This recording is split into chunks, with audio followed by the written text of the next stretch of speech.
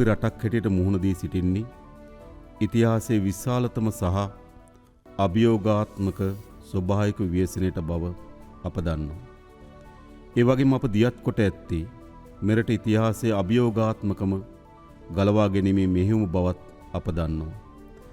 මේ ඉතිහාසයේ විසින් එකවර රටම ව්‍යසනයට ලක් කිරීමේ පළමු අත්දැකීම වෙනවා.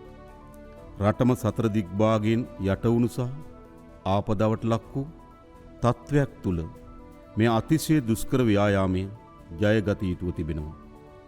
මේ අකාරුණික ස්වභාවික ව්‍යසනයේට අපේ කුඩා දූපතම සසල කළ හැකි වුණත් මේ දූපතේ මිනිසුන්ගේ මනුස්සත්වය සහ අධිෂ්ඨානශීලීත්වය කිසි ලෙසකින් සසල කළ නොහැකි බව නැවත නැවතත් පසක් කොට තිබෙනවා.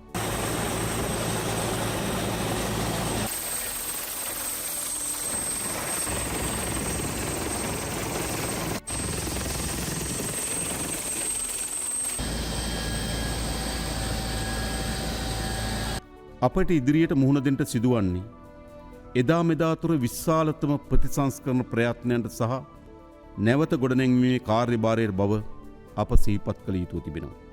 විනාශයේ තරම ගැන අනුමාන තක්සේරුව එතරම්ම බරපතලයි.